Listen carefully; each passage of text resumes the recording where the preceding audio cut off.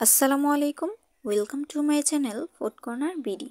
আজকে আপনাদের সাথে শেয়ার করব শুধুমাত্র একটি নজেল দিয়ে কিভাবে জন্মদিনের কেক ডেকোরেশন করা যায়।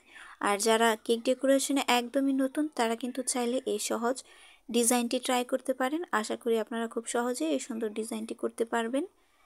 তো কেকটি ডেকোরেশন করার জন্য আমি এখানে 1 পাউন্ডের একটি স্ট্রবেরি কেকের বেস নিয়ে নিয়েছি। আর এই স্ট্রবেরি কেকের রেসিপি কিন্তু আমার চ্যানেলে আপলোড করা আছে। স্ট্রবেরি কেক ছাড়াও সব ধরনের স্পঞ্জ কেকের রেসিপি দেওয়া আছে, আপনারা চাইলে কিন্তু দেখে আসতে পারেন।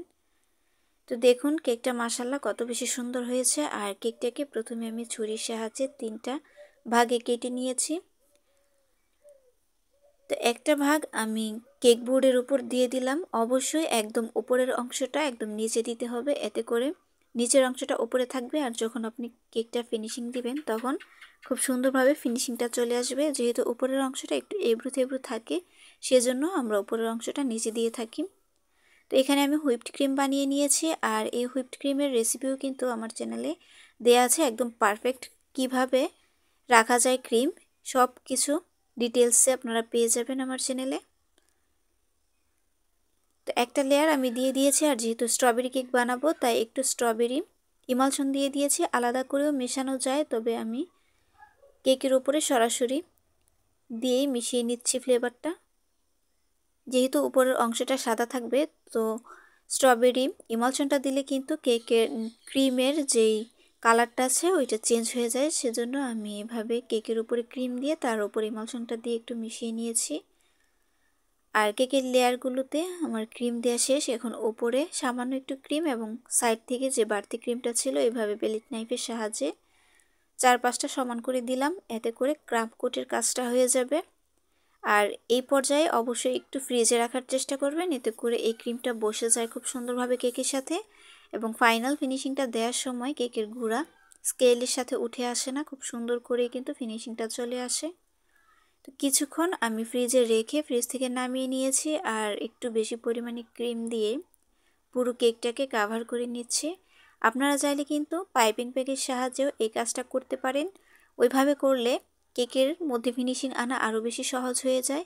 বিশেষ করে যারা একদমই নতুন কেক ডেকোরেশনে যারা একদমই ফিনিশিং আনতে পারেন না কেকের উপর, তারা কিন্তু পাইপিং ব্যাগের সাহায্যে কেকের উপর ক্রিমটা দিবেন। তো এইভাবে করে আমি পুরো কেকটা ক্রিম দিয়ে কাভার করে নিয়েছি। আর দেখতেই পাচ্ছেন কিভাবে আমি সমান করে দিচ্ছি স্কেলের সাহায্যে। তো যাদের কাছে এই পেলেট নাইফটা নাই বা স্কেলটা নাই, তারা কিন্তু চাইলে যেই সাধারণ স্কেলগুলো থাকে আমরা লেখালেখির কাজে ব্যবহার করি বা খাতা স্কেল করার কাজে ব্যবহার করি, ওই স্কেলটা দিয়েও কিন্তু কেক ফিনিশিং দেওয়া যায়। তো যতটুকু সম্ভব এভাবে ঘষা মাজা করে একদম স্মুথ একটা ফিনিশিং দিয়ে নেবেন। কেক যদি ভালো ফিনিশিং না হয় তাহলে কিন্তু ডেকোরেশন করতেও ভালো লাগে না, আর ডেকোরেশন করলেও কিন্তু কেকটা দেখতে কেমন এবড়ো থেবড়ো লাগে। অবশ্যই চেষ্টা করবেন যখন ক্রিম দিয়ে কেক ডেকোরেশন করবেন ফিনিশিংটা যেন ভালো হয়। তারপর কেকটা ডেকোরেশনের জন্য একদমই রেডি। এখন নিচের অংশটাতে আমি একটু পিঙ্ক কালার ক্রিম দিয়ে একটা শেড তৈরি করে নিব। তো পাইপিং ব্যাগের মধ্যে আমি এই ক্রিমটা নিয়ে নিয়েছি আর একটা লাইন দিয়ে দিয়েছি। এখন আবারও স্কেলটার সাহায্যে একটু টান দিয়ে শেডটা তৈরি করে নিচ্ছি। তো ডিজাইনটা কিন্তু কাস্টমার আমাকে দিয়ে দিয়েছিলেন, যেহেতু এই কেকগুলো আপনাদের সাথে যে কেকগুলো শেয়ার করি সবগুলো কেকই কিন্তু আমার অর্ডারের থাকে। তো অর্ডারের রেসিপি এবং সব ডেকোরেশন কিন্তু আমি এখানে শেয়ার করি।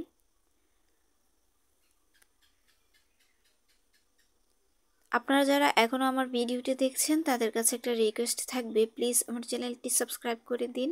আর যদি ভিডিওটি ভালো লাগে বা একটু উপকৃত হয়ে থাকেন, ভিডিওটিতে একটি লাইক দিবেন এবং একটি গঠনমূলক কমেন্ট করে যাবেন আশা করি। এখন আমি একটা 1M নজেলের সাহায্যে ডেকোরেশনটা করে নিব। দেখুন পিঙ্ক কালার ক্রিম নিয়ে নিয়েছি আর এভাবে দুই পাশ থেকে টেনে টেনে ডিজাইনটা করে নিচ্ছি। এই ডিজাইনটা করা কিন্তু একদমই সহজ, শুধুমাত্র একটু চাপ দিয়ে হাতের সাহায্যে টান দিলেই কিন্তু এই ডিজাইনটা হয়ে যায়। দেখতে খুবই সিম্পল কিন্তু কেকটা কিন্তু অনেক বেশি সুন্দর।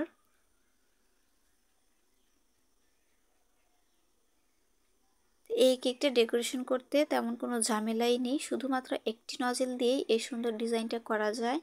তো 1M নজল দিয়ে কিন্তু অনেক অনেক ডিজাইন করা যায় কেকের মধ্যে। তো আমি পাইপিং ব্যাগে চকলেট গানাশ দিয়ে নামটা লিখে নিয়েছি। আর বাচ্চাদের খেলনার যে ক্লেগুলো আছে এই ক্লে দিয়ে আমি এভাবে একটা টপার বানিয়ে নিয়েছি। পিঙ্ক কালার আর হোয়াইট কালার ক্লে দিয়ে আমি এরকম একটা গেটের মতো বানিয়ে নিলাম।